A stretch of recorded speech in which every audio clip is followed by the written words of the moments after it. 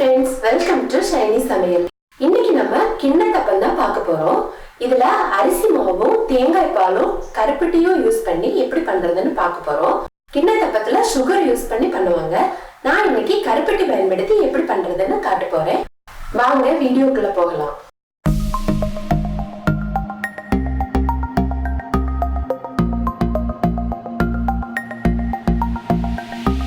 நான் கிண்ணத்தப்பம் பண்ணுறதுக்காக 1 கப் அரிசி எடுத்து அதை 3 மணி நேரம் ஊற வச்சு எடுத்திருக்கேன். பாருங்கள், சூப்பராக ஊறி வந்திருக்கு. நான் நார்மல் மாவு பச்சரிசி தான் எடுத்திருக்கேன். பொன்னி பச்சரிசி, சோனா மசூரி பச்சரிசி, பிரியாணி அரிசி கூட எடுத்துக்கலாம். ரொம்ப நல்லாயிருக்கும். 1 கப்புனா இது 250 கிராம் இருக்கும். நீங்கள் எந்த கப்பில் அரிசி எடுத்தீங்களோ அதே கப்பில் கருப்பட்டி, தேங்காய் பால் ரெண்டுமே அளந்துக்கணும். நம்ம அதே கப்பில் 1 கப் முதலாம் தேங்காய் பாலும் 1.5 கப் 2ஆம் தேங்காய் பாலும் எடுத்து வச்சுக்கணும்.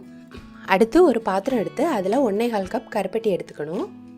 கருப்பட்டியை பொடிச்சு வச்சுக்கோங்க. அப்போ தான் நமக்கு ஸ்வீட் கரெக்டாக இருக்கும். 1 கப் அரிசிக்கு 1.25 கப் பொடித்த கருப்பட்டி எடுத்துக்கணும். அடுத்து இதில் கொஞ்சமாக தண்ணி சேர்த்து அதை நம்ம கரைச்சி எடுத்துக்கலாம்.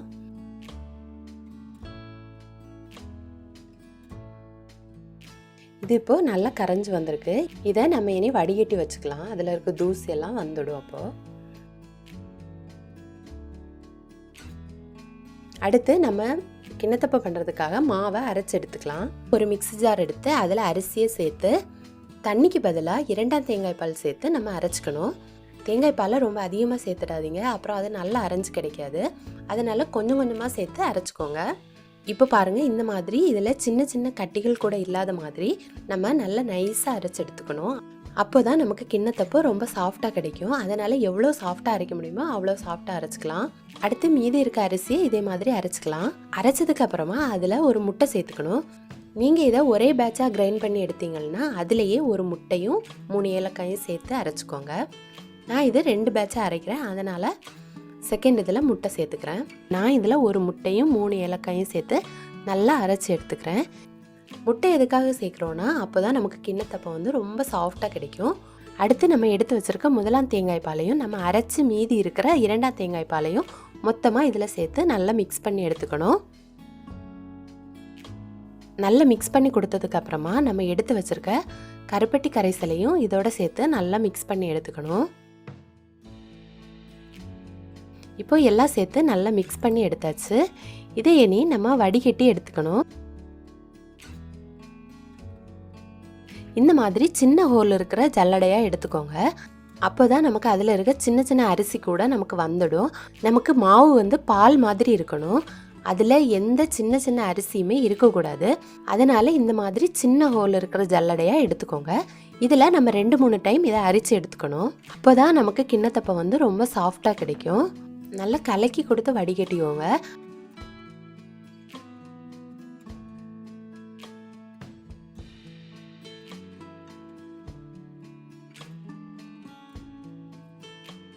இப்போ நான் ஒரு டைம் வடிகட்டி எடுத்துட்டேன்.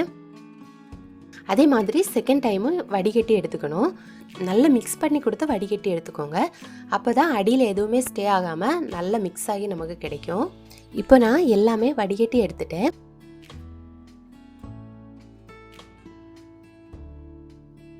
இதை இப்போ நல்லா கலக்கிக்கோங்க. கலக்கிட்டு ஒரு 15 மினிட்ஸ் அப்படியே விட்டுடுங்க. அப்போது நமக்கு அது சாஃப்டாக கிடைக்கும். அடுத்து நம்ம எந்த கிண்ணத்தில் கிண்ணத்தப்பம் பண்ண போகிறோமோ அந்த கிண்ணத்தில் நல்ல நெய் போட்டு தடவி வச்சுக்கணும். நம்ம கேக்குக்கெல்லாம் பண்ணுற மாதிரி. அந்த நெய்யோட மனமும் இதுக்கு ரொம்ப சூப்பராக இருக்கும். நம்ம இதை ஆவியில் தான் வேக வைக்க போகிறோம். இட்லி பாத்திரத்தை எடுத்து அதில் தேவையான அளவு தண்ணியை சேர்த்து அதை சூடு பண்ணி வச்சுக்கணும். என்கிட்ட ஸ்டீமர் இருக்குது, நான் அதனால் ஸ்டீமரை வச்சுட்டு அந்த தண்ணியை கொதிக்க விட போகிறேன். இல்லைனா இந்த மாதிரி ஒரு ஸ்டாண்ட் வச்சு அதுக்கு மேலேயும் அந்த பாத்திரத்தை வச்சு நம்ம மூடி போட்டு வேக வைக்கலாம். முதல்ல அந்த பாத்திரத்தை அதில் வச்சுட்டு மாவை கொஞ்சம் கொஞ்சமாக இதில் சேர்க்கணும்.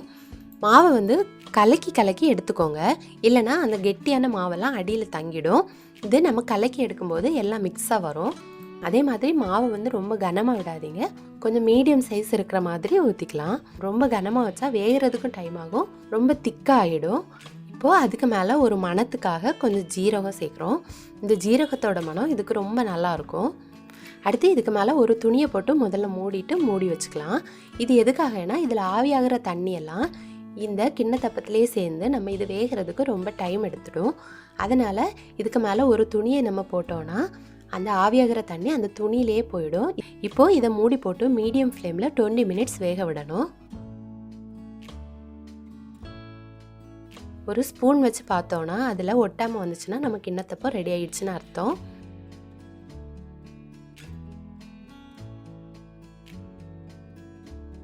இதே மாதிரி மீதி இருக்க மாவையும் நம்ம இப்படி வேக வச்சு எடுத்துக்கலாம்.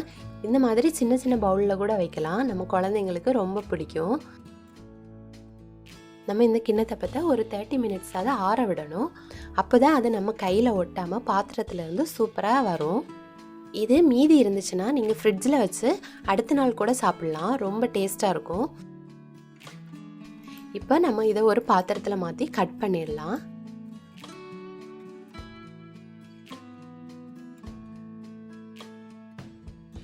உங்களுக்கு பார்த்தாலே தெரியும் அது எவ்வளோ சாஃப்டாக இருக்குன்னு. இது ஜெல்லி மாதிரியே தான் இருக்கும்.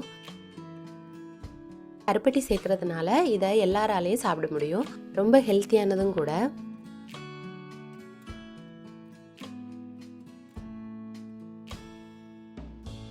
இது ரொம்ப சாஃப்ட் அண்ட் க்ரீமியா, உங்களுக்கே தெரியும் பாருங்க, ஜெல்லி மாதிரி ரொம்ப சாஃப்ட் அண்ட் க்ரீமியா இருக்கும். இது எல்லாருக்குமே பிடிக்கும். இதுல கருப்பட்டி யூஸ் பண்றதுனால ரொம்ப ஹெல்த்தியாவும் கூட இருக்கும். நீங்களும் கட்டாயம் ட்ரை பண்ணி பாருங்க. ரொம்ப டேஸ்டா இருக்குங்க. நீங்களும் கட்டாயம் ட்ரை பண்ணி பாருங்க. உங்க எல்லாருக்குமே பிடிக்கும். இந்த ரெசிபி உங்களுக்கு பிடிச்சிருந்ததுன்னா என்னோட சேனலை மறக்காம சப்ஸ்கிரைப் பண்ணுங்க. தேங்க்யூ.